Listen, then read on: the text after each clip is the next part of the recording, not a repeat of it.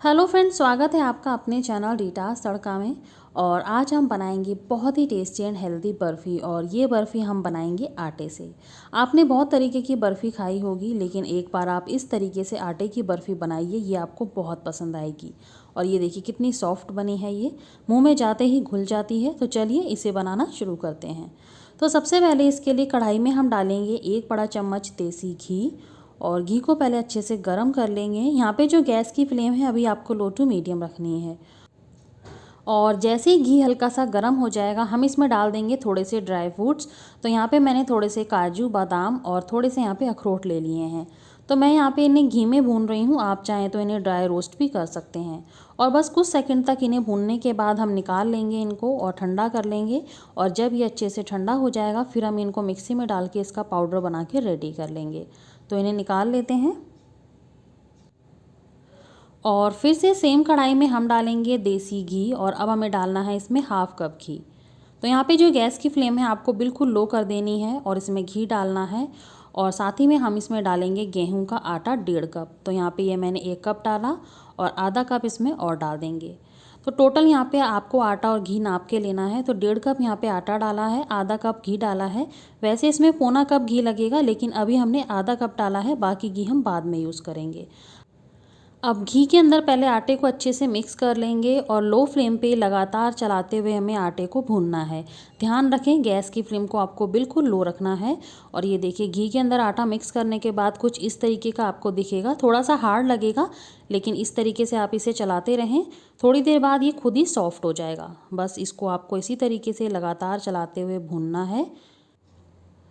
और हमें इसे तब तक भूनना है जब तक कि आटे में से बहुत अच्छी खुशबू नहीं आने लगती और आटा अच्छे से भुन नहीं जाता।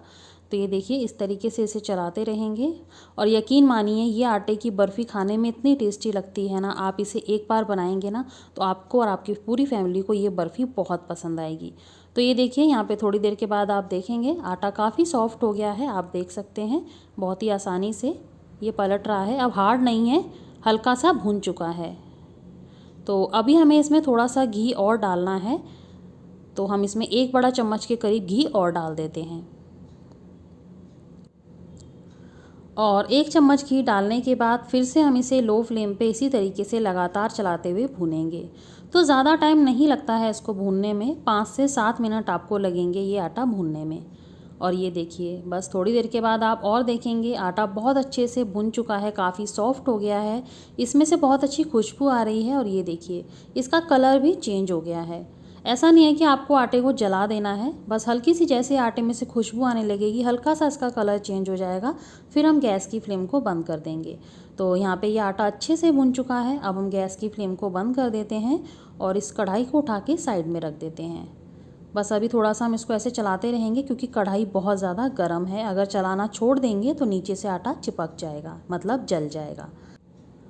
और कढ़ाई को उठा के हमने साइड में रख लिया है और अभी ये काफ़ी गर्म है। तो इसी गर्म में हमें बाकी सारी चीज़ें भी इसमें ऐड कर देनी है।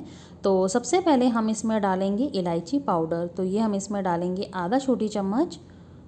और साथ ही में डाल देंगे इसमें ड्राई फ्रूट्स का पाउडर जो हमने रेडी किया है। बस ड्राई फ्रूट्स को आपको रोस्ट करने के बाद अच्छे से ठंडा कर लेना है और उसके बाद इसको पीसना है। बहुत ही आसानी से इसका पाउडर बनके रेडी हो जाएगा। इसी के साथ हम इसमें डालेंगे हाफ कप मिल्क पाउडर। आप किसी भी ब्रांड का मिल्क पाउडर ले सकते हैं, लेकिन वो हमें इसमें हाफ कप डालना है। मिल्क पाउडर इसमें बहुत ज़रूरी है डालना। इसी से जो टेस्ट है ना बर्फ़ी का, बिल्कुल चेंज हो जाएगा। आपको लगेगा ही नहीं कि ये आटे की बर्फ़ी है। तो यहाँ पे मिल्क पाउडर को और बाकी सारी चीज़ों को इसमें अच्छे से मिक्स करने के बाद अब इसमें हम डालेंगे 1 कप बूरा।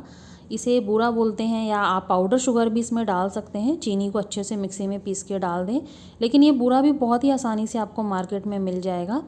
तो अभी हम इसमें 1 कप डालेंगे, फिर हम टेस्ट करेंगे। अगर मीठा कम लगे तो इसमें और ऐड करेंगे। तो मीठा यहाँ पे आप अपने स्वाद के अनुसार कम ज़्यादा कर सकते हैं। अब हम क्या करेंगे, कोई भी सर्विस स्पून ले लेंगे और इसको उल्टा करके इस तरीके से दबाएंगे, ऐसे करके, जिससे कि सारी चीज़ें अच्छे से इसमें मिल जाएं। बस यहीं पे आपको थोड़ी सी मेहनत करनी पड़ेगी, 2 से 3 मिनट लगेंगे आपको ऐसे मिक्स करने में। तो गरम गरम में ही बस आपको ये सारी चीज़ें अच्छे से मिक्स कर लेनी है। तो इसे मिक्स करने के लिए आप यहाँ पे मैशर का यूज़ भी कर सकते हैं, जिससे कि और जल्दी अच्छे से मिक्स हो जाए। लेकिन अगर आप सर्विस स्पून को इस तरीके से उल्टा करके दबाते हुए इसे मिक्स करेंगे तो बहुत ही जल्दी और बहुत ही आसानी से ये मिक्स हो जाएगा। तो यहाँ पे ये सारी चीज़ें अच्छे से मिक्स हो चुकी हैं, आप देख सकते हैं। अब लास्ट में हम इसमें 1 से 1.5 बड़ा चम्मच देसी घी और डाल देंगे, लेकिन ये घी पहले आपको गैस पे अच्छे से गर्म कर लेना है और फिर इसमें डालना है। तो घी डालने के बाद फिर से हम इसे एक बार अच्छे से मिक्स कर लेंगे। बस यहाँ पे आपको एक चीज़ का ध्यान रखना है, इस मिक्सचर को आपको पूरी तरीके से ठंडा नहीं करना है, गर्म ही रखना है। अगर आप बर्फ़ी सेट करेंगे तो ये हल्का सा मिक्सचर गर्म होना चाहिए। अगर ठंडा हो गया तो बर्फ़ी भी अच्छे से सेट नहीं होगी और जब आप यहाँ पे मिक्स कर रहे होंगे तो मिक्स करने में भी आपको काफ़ी दिक्कत लगेगी। तो गरम गरम में ही हमें इसमें सारी चीज़ें डालनी हैं, अच्छे से मिक्स कर देना है। तो ये सारी चीज़ें बहुत अच्छे से मिक्स हो गई हैं और आप देख सकते हैं बिल्कुल जमने जैसी कंसिस्टेंसी में हो गया है ये, और अभी भी ये काफ़ी गर्म है। तो अब हम इसे सेट कर लेते हैं। तो इसे सेट करने के लिए यहाँ पे ये मैंने केक टिन ले ली है और इसके अंदर बटर पेपर बिछा दिया है और बटर पेपर के ऊपर भी अच्छे से घी को लगा के ग्रीस कर दिया है। अगर आपके पास बटर पेपर नहीं है तो आप कोई भी प्लेट ले सकते हैं, थाली ले सकते हैं, और उसके नीचे पहले आपको घी को अच्छे से लगा देना है और फिर उसके अंदर बर्फ़ी को सेट करना है। तो इस तरीके से दबाते हुए हमें इसको सेट करना है, अच्छे से मतलब दबा देना है, जिससे कि जल्दी से ये सेट हो जाए। और अगर आपको यहाँ पे लग रहा है कि ये मिक्सचर ठंडा हो गया है और अच्छे से सेट नहीं हो रहा है, तो आप इसे थोड़ा सा गैस पे गरम कर सकते हैं। बस आपको गैस की फ्लेम को बिल्कुल लो रखना है और चलाना इसको लगातार है। जिस तरीके से हमने लो फ्लेम पे लगातार चलाते हुए आटे को भूना था, सेम वैसे ही लो फ्लेम पे हमें इस मिक्सचर को लगातार चलाते हुए हल्का सा गर्म कर लेना है। बस आपको एक चीज़ का ध्यान रखना है, बर्फ़ी को सेट करते समय मिक्सचर गर्म होना चाहिए। अगर ये मिक्सचर ठंडा होगा तो बर्फ़ी अच्छे से सेट नहीं होगी। अब बस लास्ट में हम इसके ऊपर डाल देंगे थोड़े से बारीक कटे हुए ड्राई फ्रूट्स, जिससे कि ये दिखने में और खाने में दोनों में ही अच्छा लगे। तो ड्राई फ्रूट्स यहाँ पे आप अपनी पसंद अनुसार इसके ऊपर डाल सकते हैं, किशमिश डाल सकते हैं, पिस्ता डाल सकते हैं, जो भी आपको पसंद हो। तो ये देखिए इस तरीके से ड्राई फ्रूट्स को दबाने के बाद अब हम इसे सेट करने के लिए रख देंगे 1.5 से 2 घंटे के लिए। आधे घंटे के लिए हम इसे बाहर ऐसे ही रहने देंगे। जब ये ठंडा हो जाएगा तो 1 से 1.5 घंटे के लिए हम इसे फ्रिज में रख देंगे।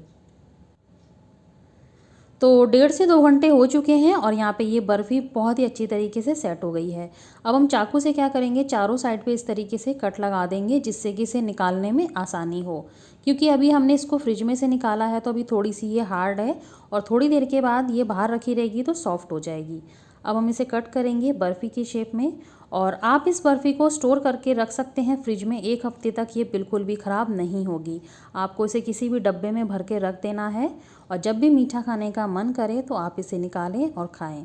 तो कभी कभी होता है कि हमारा मीठा खाने का मन करता है, बच्चों को मीठा बहुत पसंद होता है, तो बच्चों को आप ये आटे की बर्फ़ी बना के खिलाइए। ये टेस्टी भी होती है और साथ ही में हेल्दी भी होती है। तो मैं पूरी उम्मीद करती हूँ आज की मेरी ये रेसिपी आपको बहुत पसंद आएगी और आप इसे ज़रूर ट्राई करेंगे। और ट्राई करने के बाद प्लीज़ मुझे कमेंट बॉक्स में कमेंट लिखना बिल्कुल भी ना भूलें। साथ ही में वीडियो पसंद आई हो तो वीडियो को लाइक कर दें, शेयर कर दें फैमिली एंड फ्रेंड्स के साथ। तो हम जल्दी ही मिलेंगे नेक्स्ट वीडियो में ऐसी नई रेसिपी के साथ। तब तक के लिए नमस्कार।